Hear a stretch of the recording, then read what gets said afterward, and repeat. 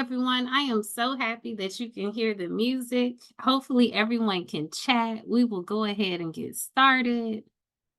If you can, just drop a hi in the chat so I know that that feature is working. All right, I'm letting everybody in. It's working. Okay. Chat's blowing up. Great. That means it's working. So, my name is Phoenicia Grant. I'm presenting to you today from Atlanta, Georgia.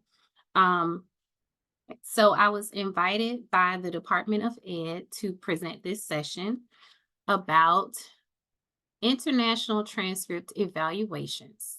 And in light of everything that is going on in the state of Delaware, this is some really good information. The hour is going to go quick, so let me go ahead and get started. All right, so really quick, 5 people who leave a Google review will receive a $20 Amazon gift card. All right. Now, it's very important that if you are one of the reviewers selected, that you text your review, because when you leave a review on Google, it doesn't give any of your contact information. So I have no way of giving you the gift card. So that's really quick. And the QR code will be available at the end of the session. So if you don't get it now, it's fine. Please leave an honest review. And like I said, 5 people will be selected to receive the gift card. All right, so if you have not already, this is the QR code to the activities that we are going to do today. The presentation is titled Amplifying Best Practices, Evaluating International Transcripts. We will discuss the reason that it's so important to have standard operating procedures in your district for this work. All right, a little bit about me. These are some of the things that I've done. But the most important thing that I want to share about myself is I am a first-generation college graduate, and I owe that to my high school guidance counselor, which now is called school counselor. So Michael Sushel, I always got to give him a shout out because he is the reason that I am in front of you today. So I am a counselor in practice. I work at the district level. I have experience also as an ESL teacher or ESOL teacher. So I describe this work that I do every day as a marriage between the EL, English Learner Department, and also the counseling department. All right, so we're going to start with our first activity. It is going to be a think, pair, share. So hopefully if you scan that first QR code, it's going to open up the actual activity that we're going to do. Let me just share really quickly the activity in case you don't have it up.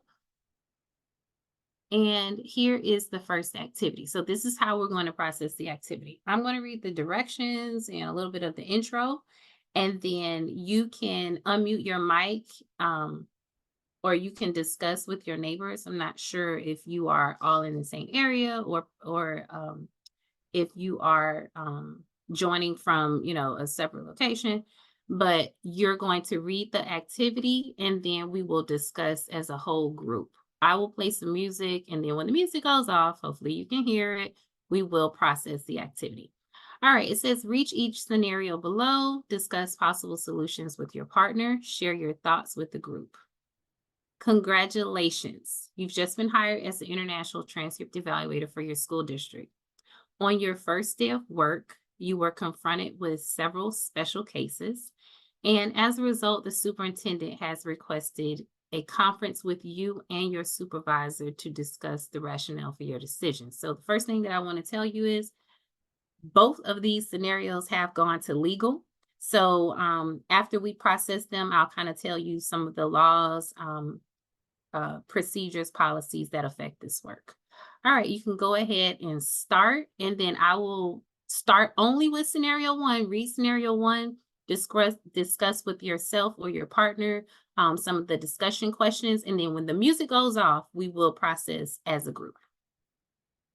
You may begin.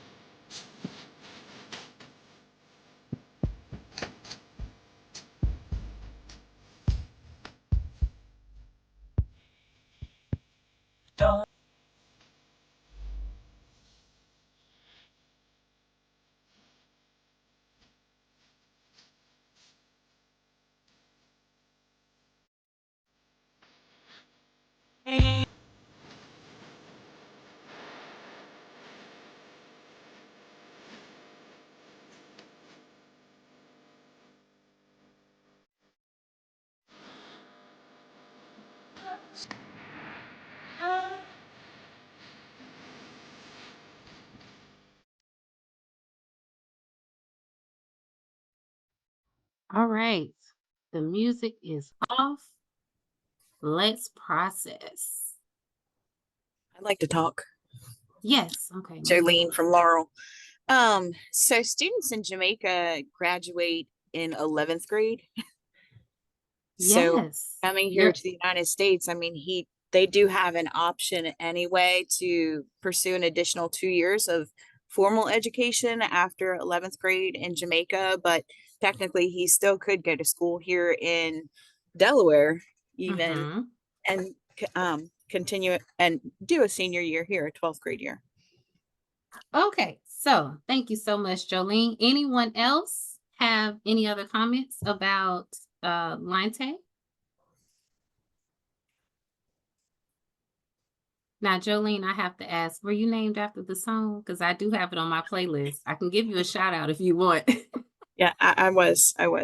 And I went and saw, I went to Tennessee this past year twice, and even got to see the Dolly Parton statue. Okay. I was gonna say you saw Dolly P. Oh, I would love to meet Dolly in person someday, but I did get a picture with the statue. Okay.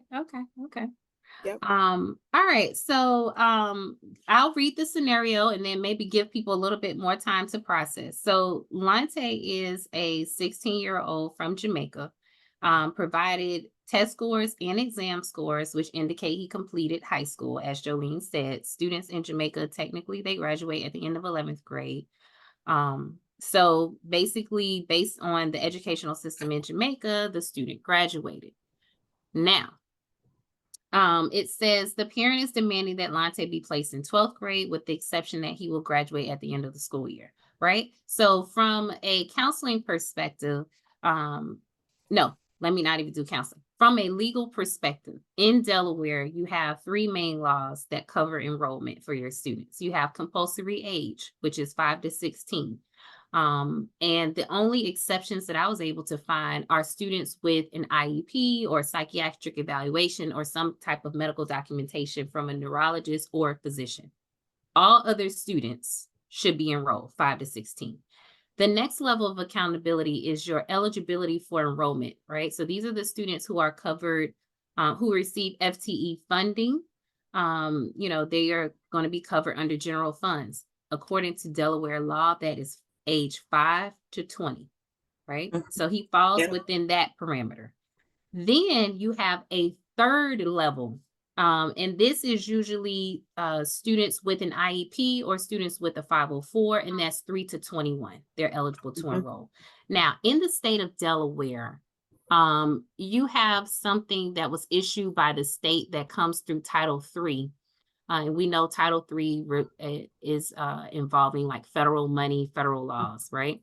So if you go to, what is this? This is the Delaware Department of Education English Learner Guidebook. So what I've learned in doing this work is that sometimes we operate in islands when we should be operating, more collaboratively, right? So administrators, EL professionals, and counselors, we should all be working together because they're the same students. Now, according to the information that you have available in your State Department guidance, right? Title III has a definition for English learners. And those are students who are age 3 to 21. That means that they're eligible to receive Title III funding age 3 to 21. And it says who are enrolled or preparing to enroll. Now, because the instructional language in Jamaica is English, we would still need to provide a home language survey to see if maybe patois or a non-English, a non-English was spoken in the country to see if Lante qualifies as an English learner. But based upon those three laws, I would say that the student is required to be enrolled in a traditional or comprehensive high school, according to the three laws that you have in the state of Delaware, both federal laws and state laws, and of course your Department of Ed guidance.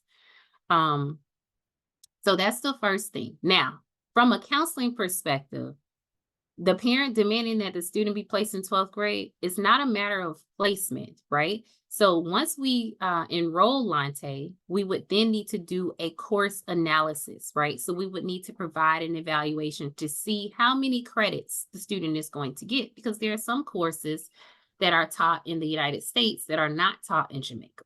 For example, American history, for example, American civics, for example, American literature, right? So we can only award transfer credit for courses that are equivalent to what we teach in our state. So that's the first thing. So we would definitely want to meet with the family, just kind of explain to them these are the courses needed to graduate, your graduation requirements, because oftentimes in this work I find that parents outside the US, they think that the grade level determines when their child graduates. So we have to explain to them that in the United States, it's a two-part process. You have your grade level, and then you have your graduation requirements. No one walks across the stage until they have taken and passed all the courses they need according to your local policy that are required for to graduate. So that would be, the conversation. Those are the legal parameters. Any questions, comments? Nope. We good? All right, let's move on to the next scenario. So we'll do the same exact thing with scenario 2. And then when the music goes off, you know that it's like musical chairs. It's time to stop and we'll process.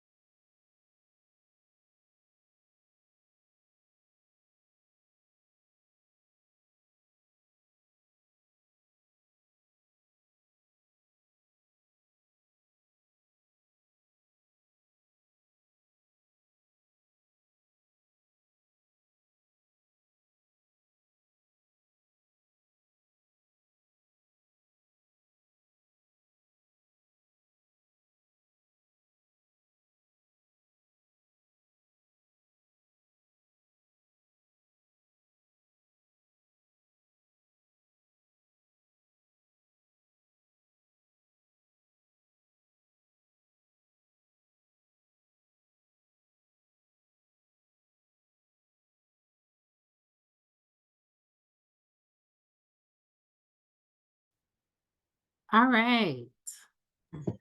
Scenario 2. Okay. Scenario 2. It says Fatima Muhammad is an 18-year-old refugee from Afghanistan. The local government in her province issued restrictions against female education, reportedly banning girls over the age of 10 from attending school. As a result, she has not been to school in 7 years, and the last grade completed was grade 6. But her family was not able to provide a foreign transcript. And just a little bit more about this story. When the Taliban took over years ago, many girls in this same situation destroyed their educational records in fear for some type of physical retaliation against them and their family. So it is very common to have female students coming from Afghanistan who cannot provide records or who have gaps in education because they were not allowed to attend school. So what do we do? Obviously, the student is what is referred to as a SIFE student, a student with interrupted formal education. So what does this process look like in your district? What do you do? What guidance is provided by your state? What grade do you place a student? What programs are available? There's a few questions that I have, like, especially in Delaware with this student. I mean, one, yes, we could do the SIFE application on her, and it is found in our EL guidebook. But that would be completed, of course, after the home language survey. And Mhm. the SIFE really just gives us some information about Yes. the student and how to place her in the best situation for her. Now, there's a couple of things that we can consider here. I mean, first off, she has a right to a public education like anybody else. And with her being under the age of, 21, she can be in a public school. Hmm. But then we also need to consider, would that be the best situation for her? Or should we also maybe, or should we maybe consider providing her some options of going to like a GED program and some outside sources? Things to consider might be, you know, how she looks compared to the rest of the students. Do you think she would feel comfortable Hmm. attending school? Does she seem more mature than other students her age? Has she been through experiences that would be more mature than what students here might have experienced? You want to make sure that she's able to, I don't want to say fit in, but maybe find a friend like Hmm. in our public school system, because she's going to need that kind of support. Yeah, socialization. Like Right. she And needs then, to. Hmm. like, if you do put her in our public school system, and we've seen it at the elementary level, where we have parents who've brought in children who've just come over the border, they have no records or anything, and they're like, oh, well, they finished third grade and the child's no bigger than one of our pre-K students. Hmm. And we're like, well, they are way too small to be put in third grade. The child's actually the size of a pre-K. Let's Hmm. do some testing and see if we can find a middle ground here, and we're able to settle on an age.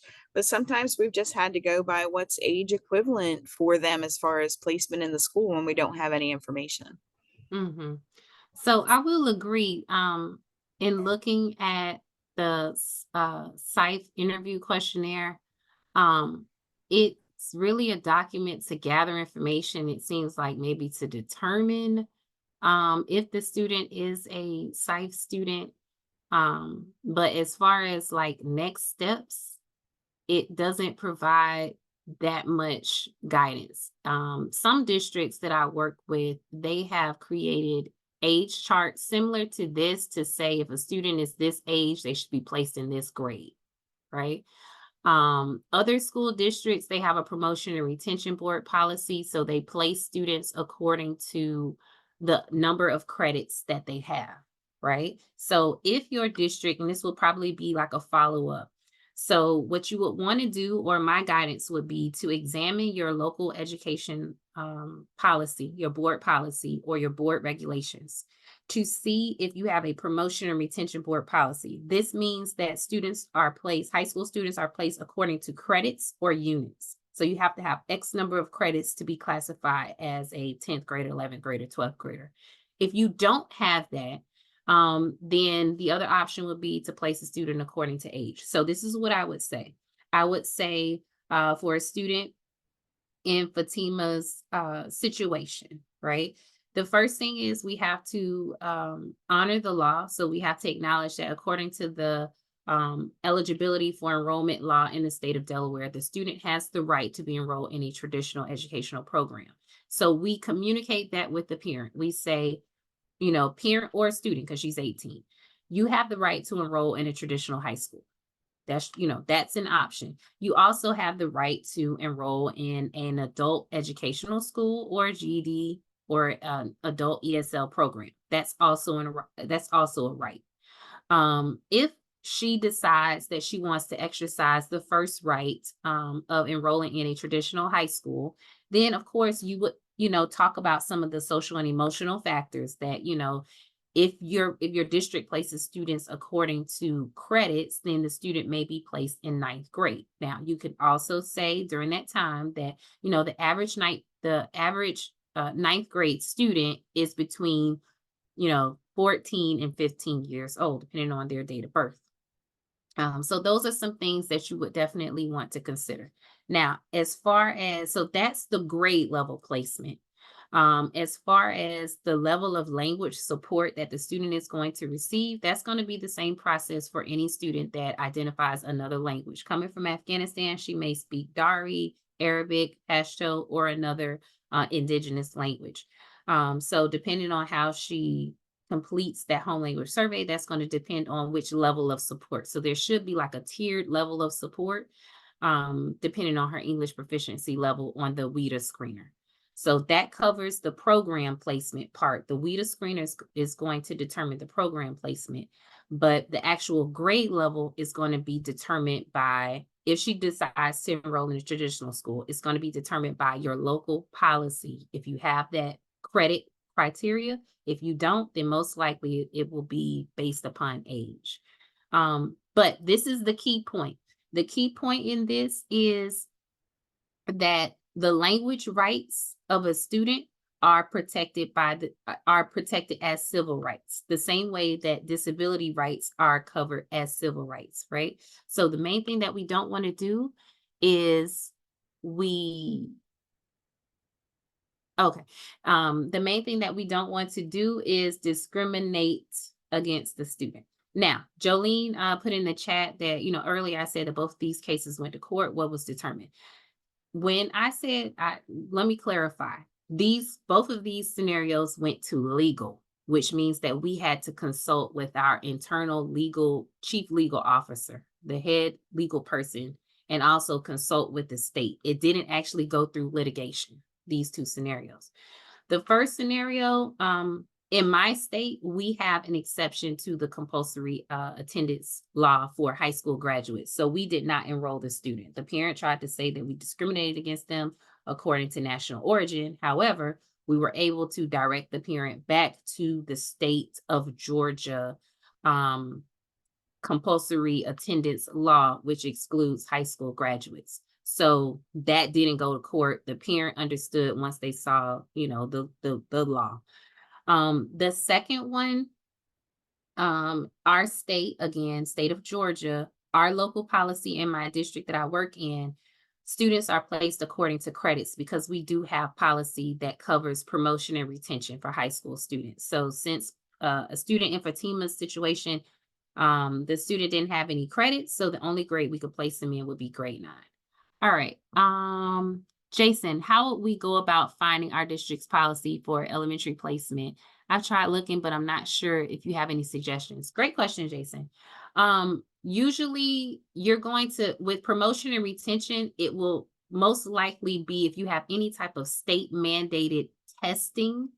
But for the most part, elementary placement, most states only cover kindergarten and first grade because usually that's where the exceptions lie.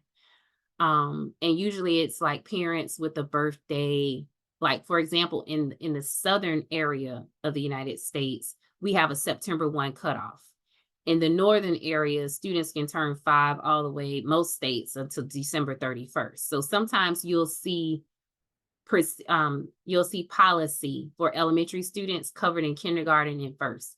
But I have not seen any policy to cover elementary placement unless there is like third, fifth, and eighth grade. If there are like exams that you have, or like some type of assessment that students have to pass in order to be promoted, usually it's covered there. But if you can't find it, look under attendance, look under anything that says enrollment, and it may say grade placement. Any other questions before we go on with the presentation? All right, well, thank you so much for your questions. Let's go ahead, let's go back to the PowerPoint. All right, so this is a little bit about the demographic that I serve.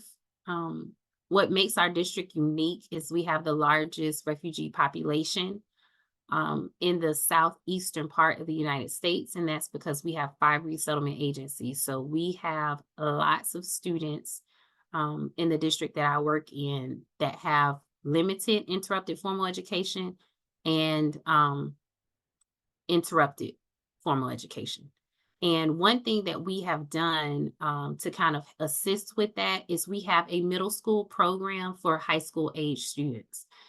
It's a 7th and 8th grade program. So students with, like a student in Fatima's situation that was 18 that completed 6th grade, we would not place that student in 9th grade in my district. We would place that student in a middle school program that is only for overage students who are in danger of aging out, because we understand that high school is not where you learn how to read, right? There's a level of differentiation that happens even in an EL class, and it does not start with A says A, or this is the sight word the. So this particular program that we have is specifically for students in Fatima's category that was approved by our State Department.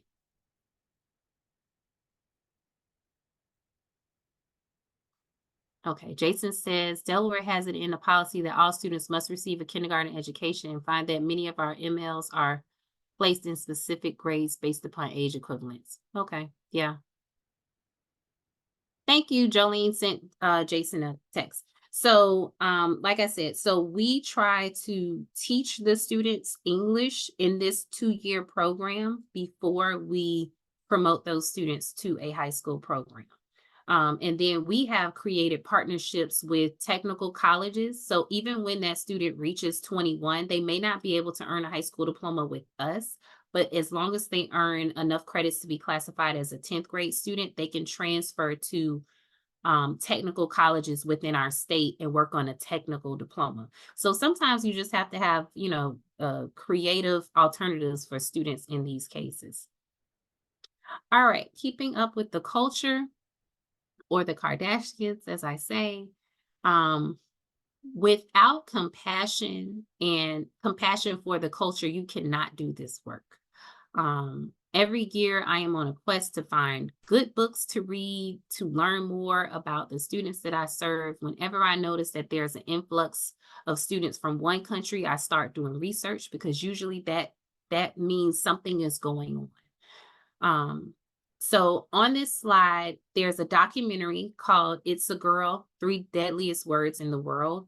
It is an awesome documentary that I watched on Netflix. And it talks about how an ultrasound is illegal in Bangladesh because many women are forced to have an abortion when they find out that they're pregnant with females. And it also talks about how prostitution is legal in Bangladesh starting at age 13.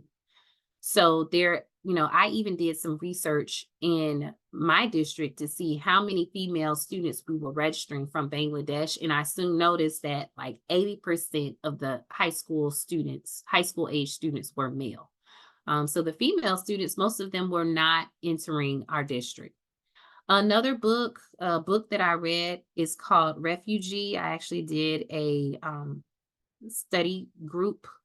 book study, with middle school students. It's a great read aloud. And this student talks about 3 different refugees from 3 different eras.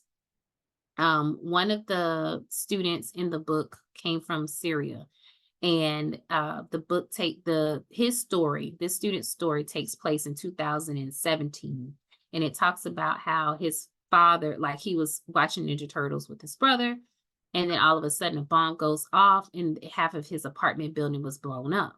And then that actually begins like talking about the student's journey through the student's eyes of how he got to America. So first that incident happened, he talked about how his father risked his life to save an iPhone charger because they used Google Maps to walk from Syria to Turkey. He talked about living in an abandoned mall and being charged rent when there was no running water or electricity.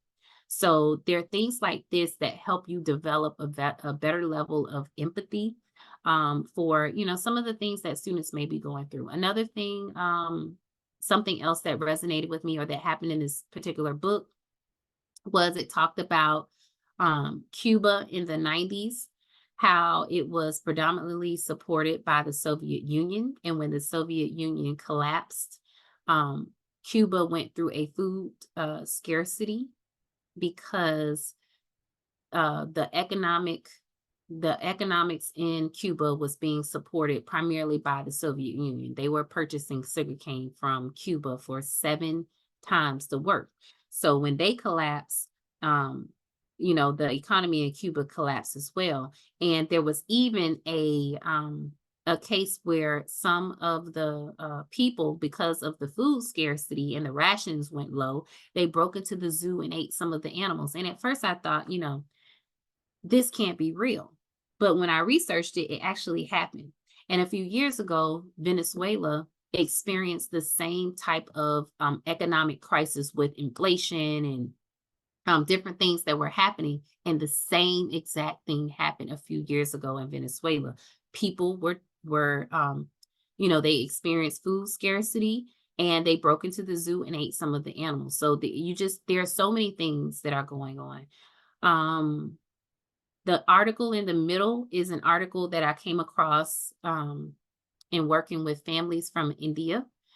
And at first, when I first started doing this work, I'm gonna be honest with you, I used to get anxiety when I had families that I was working with from India because everything I said they challenged, and I wasn't like I didn't understand, and I said, you know what, it's not you, it's me. So I went on a deep dive to just better understand the culture so that I could communicate better, so that I could have the deeper level of empathy for the students coming from India. And I came across this article. It talks about the high suicide rate in India.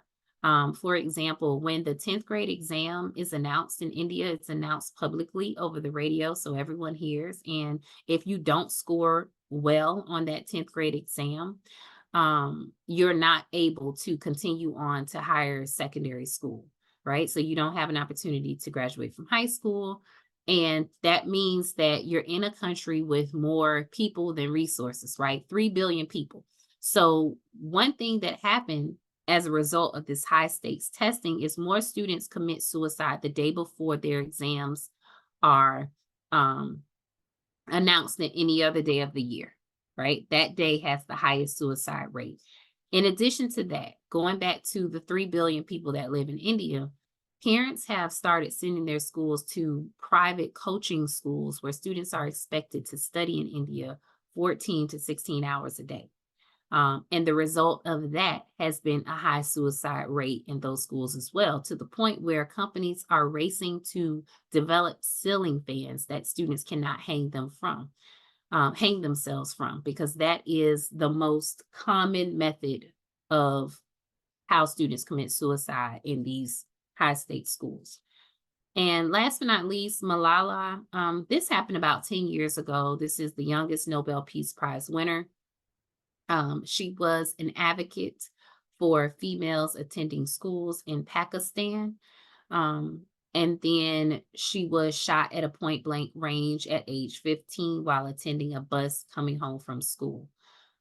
So she used that experience. She fled. She had her face reconstructed. She fled to the United Kingdom, and she wrote this book to tell her story. And she's still an advocate to this day. So she actually won the Nobel Peace Prize from this book. So I always, like I said, I'm always looking for documentaries, books, articles, anything to keep me connected to the culture. We've had a lot of students from Afghanistan this year, and I was doing some research on the Ministry of Ed website, and I kept coming back to this picture. Now, I didn't know at first, like, what was it about this picture? I kept looking at it, and I'll go back and I'll look up something else, and I kept coming back. But if anyone remembers, this is dating myself now. If you remember the book, Where is Waldo? That's how I felt looking at this picture. Where are the female teachers? Now, this is a PD provided by the Ministry of Ed, right? So that's equivalent to the United States Department of Education. And there's not one female teacher. Female teachers in Afghanistan do exist, right? Because they can still teach primary school, but they weren't invited. But this is something that I try to remember when I am working with families from Afghanistan, right? Because I had a little bit of cultural ignorance because in the beginning, I'm so used to in the United States, for the most part, the education is predominantly female, right? So, most of the time when we're enrolling students in our international student screening center, most of the time it's the mothers or the friends of the family. Most of the time it's females, but I started noticing that students coming from Afghanistan, it would be like a group of men. And I said, man, I wish my husband was like that. Like, I wish I could just be like, hey, register the kids for school. But I had to acknowledge sometimes when, sometimes the parents would say, is there a male that can assist me? And I would say, I'm so sorry. But I want you to know I care about your student. And I will do everything that I can to provide the best level of service. But sometimes it's just acknowledging that there are some cultural differences, and the best thing to do is just to acknowledge it. All right, so this is just a quick picture of the resource library that we have, right? So anytime someone enrolls, we evaluate a transcript, we add it to our resource library. Now, this is just going to show you the difference between someone at the secondary level and someone at the post-secondary level. Anyone that works in the post-secondary level, their most important thing is determining if the student graduated high school and if they can be admitted, right? So they do that by looking at the diploma and also by looking at the transcript to develop the overall or determine the overall GPA. For high school, our primary goal is high school graduation. So the first thing we have to do, we determine their eligibility. We're looking at grade level assignment. And then, of course, we're doing a course by course analysis. That is the most important thing for transcript evaluations, trying to determine which courses to award. All right, so these are some of the multilingual enrollment explained. These are some of the quote unquote challenges. Older MLs who age out before graduating, students with limited or interrupted formal education, language proficiency. Sometimes we hear that, the students have the burden of learning English while mastering grade level content and graduation requirements. And of course, the infamous graduation requirements. You can't graduate until you pass all of these courses. These are some of the challenges, right? But it doesn't mean that the students cannot be successful. But nevertheless, these are the things that we hear every day whenever you say ML. All right, this is a slide about identifying international graduates. Now, in your state, international graduates are still eligible to enroll, but you can still tell them that if you want, you can apply at you can apply at a post-secondary institution. They will accept your international diploma. So just letting them know that they also have that option. All right, grade conversions. You might want to do a screenshot of this particular slide, but this is just going to tell you what each grade level is equivalent to, right? So you need to know when you're looking at the foreign transcript, you have to be able to identify what grade level is equivalent to in the US. And why do you need standard operating procedures, right? So this is just like a worst case scenario. So there were coaches in New Jersey. No offense to anybody from New Jersey, but there were coaches in New Jersey. And basically they were accused of awarding whatever credit was needed so the students would be eligible to play basketball. Um, and the students presented fraudulent transcripts to 2 different districts, right? No one goes after you like the NCAA, OCR, Office of Civil Rights. I mean, if you've ever been in a situation where you've been exposed to audits, I mean, my district gets audited all the time. It's not until you have a Department of Justice investigation or Office of Civil Rights complaint or any type of audit that you realize. But anyway, what happened to these coaches? Forged transcript leads to staff dismissal and suspension. So I always say, we don't know if the student is going to graduate with us. They may transfer someone else, somewhere else. And when they do, the evaluation that we completed may come into question, right? I've had several audits where I've had to provide evidence of how the transcript was evaluated. So how do you create SOPs? You look at your federal and state laws. Then you look at your state board education rules, your local policies, and of course, from that, you create the standard procedures. So what should it include? It should, first and foremost, you want to assemble your task force, right? You need all the stakeholders. That is ML department, administration, school counselors, family engagement, registrars, district curriculum leaders. That is the team. From there, you're going to create an appeal process, how grade level is going to be assigned, translation requirements. Is it a mandate from Office of Civil Rights? Do the transcripts have to be translated in English prior to the evaluation, or does the district provide the translation? Credit max. Do you have a seat time requirement? What are the US grades? Do students receive a P for pass, F for fail? Do they receive midpoint grades? Do they get alpha grades? What does that look like? What are going to be the US equivalent courses? What is your interview and research process? And then, what is your process for providing a legal proof of age, right? You have to have some type of verification. So you have to make sure that the I-94 or the passport or the birth certificate matches the name on the transcript. What does that process look like? Who does it? And then from all of that, you create a transcript evaluation process. So these are some of the components that you need to create an SOP. Now we're going to get into the do's. All right. So things you want to do, determine the international educational system. Is it quarterly, trimester, semester, yearly? Science courses. Are they going to be standalone or combined? English literature credit. How are you going to award English credit? Is it for the instructional language? Is it if it says English on the transcript? These are all things you have to determine. Math. Are you going to use a math assessment? Are you just going to award math credit for all the courses? What's your process going to be? Most important thing is that you are consistent, right? So you shouldn't have 2 students within the same district receiving an evaluation being evaluated 2 different ways. You should have a procedure that covers all students with international transcripts. That limits discrepancies, equal liabilities, right? So you want to make sure that you have a fair and sustainable process. Things you don't want to do, right? You don't award any course that says American government, American literature, American history, American civics.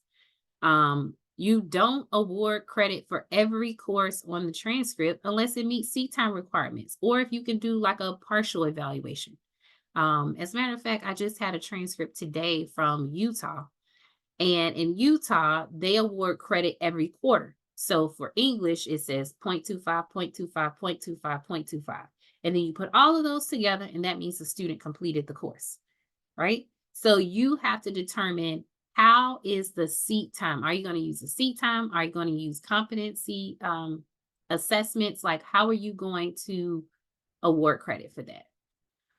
Don't revise without new information or documentation. So also today I received an email from a student that said, in Mexico, I took algebra for 1 year and I only received half credit, right? So I emailed the student back and I said, I am available to discuss the evaluation that was completed to you and your parent. Here are the next available dates.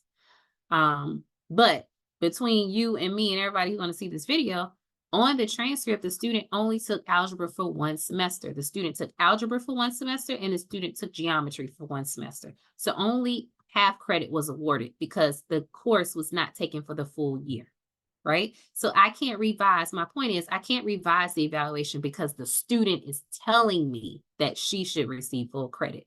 I have to go off of the transcript. Now, the student can go through the appeal process, and the school can provide a letter saying X number of hours were attended in this course, or the students receive full credit for the semester as opposed to half credit. That new information has to come from the school, not the parent, not the guardian, not the student. And the other don't is English elective courses, right? Don't award English elective courses if the instructional language is English. And of course, these are all procedures. Some are based upon laws, some are based upon best practices. All right, we have about 10 minutes left, so we're going to do a quick scavenger hunt. If you scan this, we will look at a real life transcript. Okay, this is a overview from Mexico.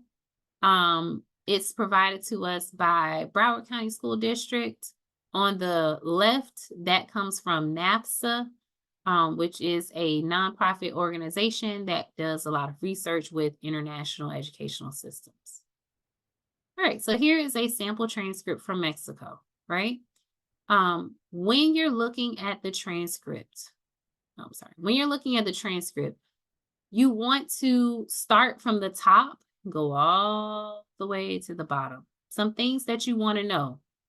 You want to know what country, like right here, it says Mexicanos. You want to know what grade level. Right here, it says tercer grado, education secundaria. That lets me know it's middle school, but the educational system in Mexico is 7th, 8th, and 9th. Third grade in secondary is 9th grade. So this is a 9th grade transcript. Here's the school year. Here are the courses. You may want to say, hey, what are these courses going to be equivalent to? This Spanish 3. What course am I going to award for this? And then right here, here's the final grade. So you definitely need a grading scale. You look back, here's an example. This is going to tell you what the school years are called. And here is a sample grading scale. You have to find the grading scale that matches the student's transcript. That's very important.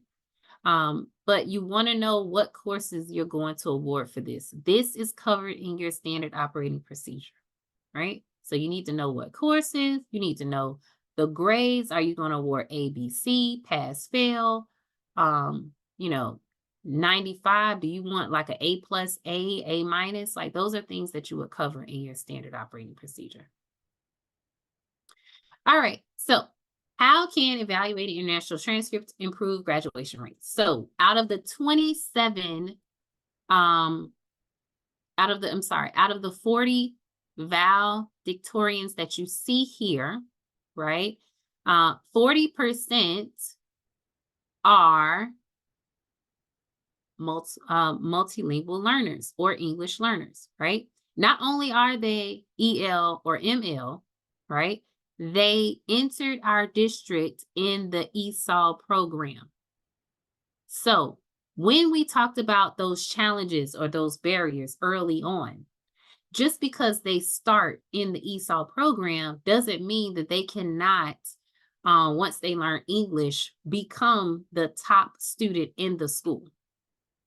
This is the proof. The proof is in the pudding, right? It's all about how we perceive the students and how we treat the students. There's countless research that has been done about taking average students and telling them you are gifted, right? And just watching them rise to our perceptions. So I just want to say this is how students start in ESOL, they rewire their brain, and they can become the top of the class.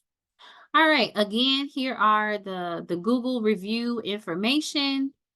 If you leave a review, it's greatly appreciated. Like I said, 5 people will be selected for the gift card. Give me 48 hours to get that to you. Please send me a text message with the gift card, with the with the review, so I know who to send a gift card to if you're selected.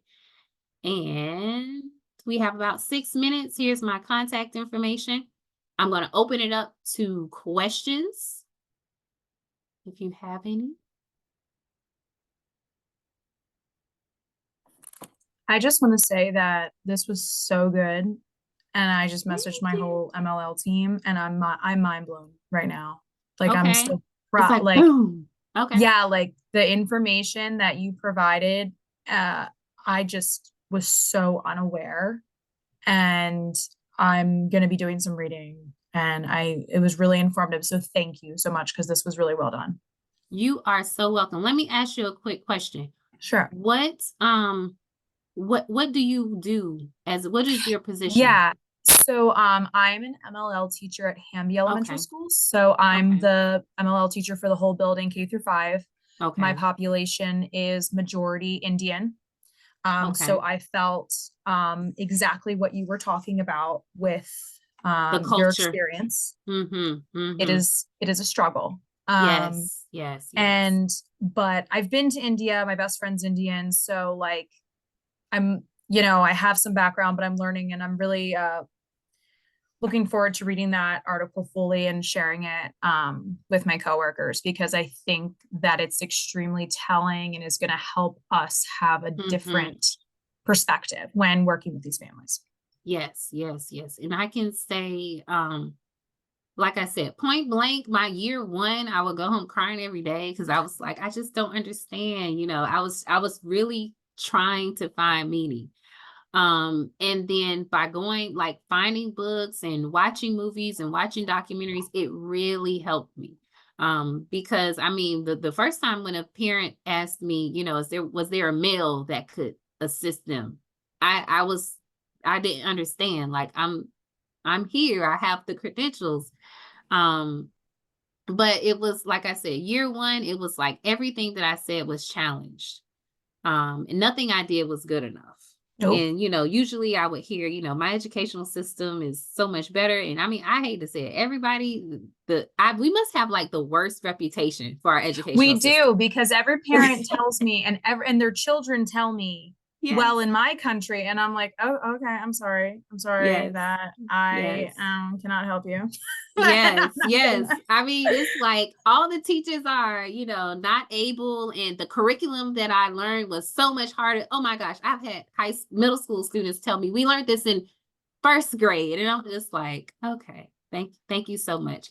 And I always tell them, like, especially like when we have families from, for example, West Africa, they skip grades. Right. So you'll get like an 11-year-old with a 9th grade transcript, and you're like, what am I supposed to do? Now, on one hand, you're thinking this student is a genius, right? Then on the other hand, you're thinking, what's going to happen when you're in class with these 18-year-olds? Like, what if, I don't know, sparks fly and somebody falls in love, right? Because you think that these things don't happen. Oh, yes, I've had these consultations before. I've had to roll up on some seniors and say, do you want to be a registered sex offender? Leave that child alone. Like, please don't. The parents are calling me. I'm trying to give you the heads up.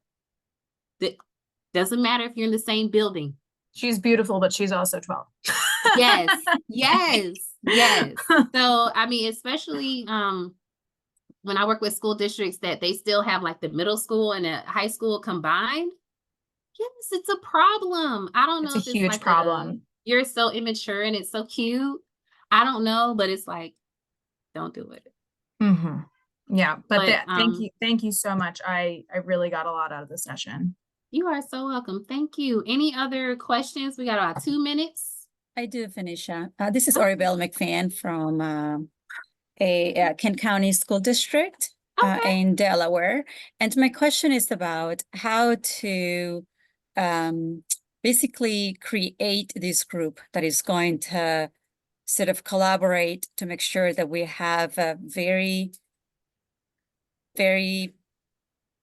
efficient process to evaluate transcripts and to make sure that we are being equitable for all of the families? How to assemble the team. Now, I will tell you that it is not an easy process, right? Sometimes it takes months, sometimes it takes years. It just depends on the relationship. I think maybe the first step would be reaching out to the heads of those departments. So if you're at a school, you reach out to your supervisor, which is the principal, and you kind of you say, hey, we really want to streamline this process. We don't have anything that, to my knowledge, in the district. Is there any way that the principal can reach out to their supervisor and start reaching out to these other departments, like the ML department, the counseling department, family engagement, interpretation? They may be under Title I, they may be under Title III, they may be under ML, but to say, hey, can we just have a 1 hour think tank, a shared response where this is our goal, and we would like to invite you to be a part of this so that we can streamline the service that we're providing. That has been like the easiest way. I know that's what we did. And the districts that I've worked with, I always encourage them to invite multiple departments, right? Sometimes I notice that the counselors want to invite the counselors to be trained or to receive information. And ML wants to invite ML. But the students belong to all of us. We just serve them differently, right? Administrators serve them one way, counselors serve them one way, teachers serve them one way. But I mean, family engagement, they serve them another way. But we really all need to come together.